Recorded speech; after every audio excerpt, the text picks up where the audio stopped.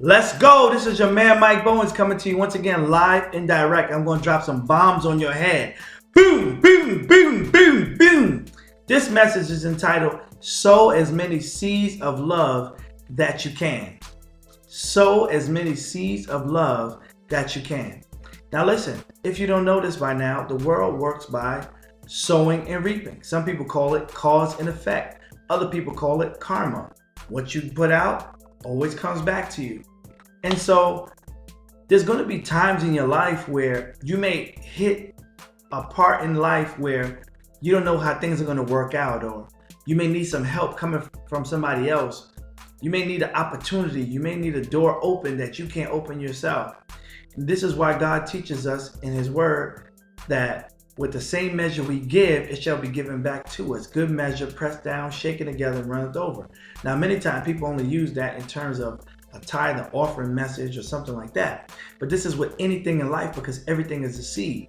So when I'm saying sow as many seeds of love as you possibly can, and what I mean by that is, say you come across someone who's sick and their family members in the hospital, and you have all the strength in your body, why not visit them and pray for them? Why not just visit them and let them see your face? Why not just go there and check on them, see how they're doing? Because guess what? One day, possible, you will be in the hospital. And wouldn't you want, because you sowed those seeds of love, may not be that same person coming to see you, but could it be that somebody else is going to come in and give the same amount of love that you gave to somebody else? Could it be helping some elderly person unpack their groceries, or carrying their groceries into their house, or taking them to get their medication from Rite Aid or CVS, right? Doing something like that. Or could it be just calling somebody to check on them, or giving them encouraging word when they feel down? Because in the future, you don't know what's going to happen in the future. You don't know where life is going to find you, what state or condition you're going to be in. And so you want to put as many seeds of love out there as possible, because as you're putting them out into the world, guess what? At the right season, God is going to allow those seeds to come back to you. Likewise, there's so many people who put seeds of hate out there, and it's coming back to them, and they always feel that people hate them. But they got to see that those seeds that they've been putting out there of seeds of hate is only multiplying and coming back to them. So if you want to change your outcome, if you want to change the things that you're seeing around you, begin to sow as many seeds of love as possible, right? It don't take nothing away from me to tell somebody that they're talented, that they're gifted, that they're amazing. Because guess what? It don't take nothing from me, but it's encouraging them. They may have needed to hear that.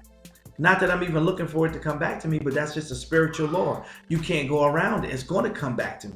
People are going to come in and give me encouraging words, because I'm always giving it to people, right?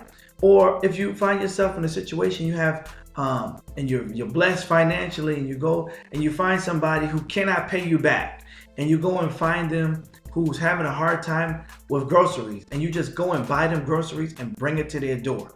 Don't need no fanfare. Don't got to tell nobody about it. You don't owe me anything. I just want to be a blessing to you and your family. You're sowing seeds of love. You're putting it out there.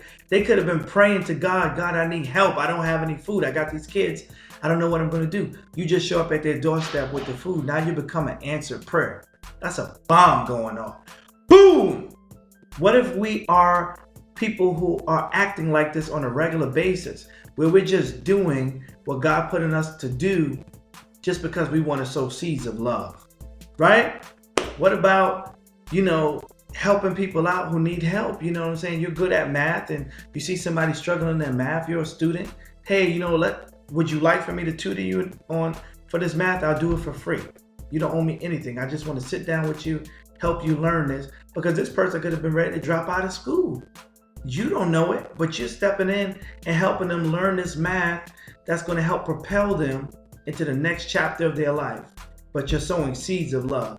And it's something that they will never, ever forget. I'll never forget, years ago, I was in high school. My mom was raising me, single mom. She was raising me, my brother, and occasionally my niece stayed with me. He was a businessman. He ran a marketing firm. I went away to prep school. Years ago, he attended the prep school. And through the Boys Club, he found out that I was going to the same school that he was. I had the same basketball number that he wore when he played. And he became a successful marketer. But he wanted to pay it forward. He wanted to sow some seeds of love into me. And what he did was he gave me money every quarter and helped me open a bank account, so that every quarter I had close to $3,000 each quarter in my bank account. He sold those seeds into me. Not only there, he took me shopping. He took me to Brooks Brothers and got me a custom-made $800 or $900 suit. I had never experienced nothing like that before, with a tailor and picking out the fabric and the material. It was an amazing experience. And it was in the Upper West Side of Manhattan. Now, mind you, I lived in the Lower East Side of Manhattan the majority of my life up until that point, but I only drove through the West Side of Manhattan. I never really actually went into a store there because I had no reason to be there. So when he took me there, it opened up my mind. I was able to see something different. I was able to experience a different way of life, right? Because of his seeds of love that he was pouring into me.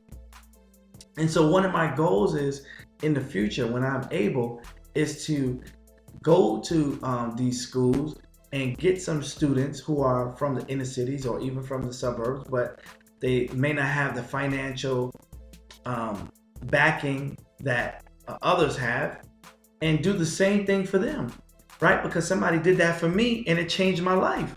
So I just know that when we impact people with seeds of love, you don't know how it's going to affect them later on, right? You don't know what it's going to do to them later on down the line. One of the goals I have in the future is to start Letters of Hope, right? And this is for whatever prison inmates there are in America. People who are subscribed to the channel, or people who even come onto the channel, would write me and give me their address, and I'm going to give them a Bible study lesson and a letter of hope straight from my desk every month, right? I'm going to send it out to them free of charge, right? When that time comes, I'm going to announce that and I'm going to do that. But how amazing would it be for inmates who, many of them, have stopped receiving mail from someone they don't even know, telling them how Jesus loves them, telling them how I love them, and encouraging them and hoping them to see the best that God has for them in this life, right? And the life to come, on a monthly basis with no strings attached. How will those seeds blossom in their hearts? How will those seeds germinate within their lives? You never know. You never know how it's going to affect them. They may reconcile with their wives. They may reconcile with their long lost father through those Bible studies, through those letters of hope, right? You never know what's going to come out of you showing love to somebody who may have never felt love before. See, and this is how God created us to operate. It takes a whole lot to hate. I don't know if you ever noticed this, but it's a lot harder not to smile than to smile. It's a lot easier to smile. It's a lot easier to be nice, to be happy. And when you take time out to do things for other people, to sow seeds of love, it makes you feel good. When you visit people in the hospital that are sick, it makes you feel good. Not that you're thinking, dang, I'm glad I'm not in the hospital. No, but you get a level of gratitude for your life. You get a level of gratitude like, man, I could be complaining about this and that, but I'm blessed. You know, I'm out here walking, I'm talking, I'm blessed. But then too, you just feel good because you're doing something good for somebody who cannot repay you back. And that's the key, is to do good things, to sow seeds of love to people who cannot repay you. If you do something for people who can repay you, then you're not really doing something that's noteworthy, because these people can pay you back. So you're not really sacrificing. But when you're doing something for people who cannot repay you, then God is the one that's going to repay you. And I'd rather be repaid from God than from anybody else, because when He pays you, it lasts for a lifetime. When He pays you, it lasts for eternity. And so I hope this message is inspiring somebody, encouraging somebody to sow seeds of love. And with the same measure that you give, remember, is the same measure that's going to come back to you. If you have not subscribed, hit that subscribe button, hit that bell so that you can be notified when new videos pop up, which is going to be daily. And I just want you to have a blessed day. Until next time, be blessed.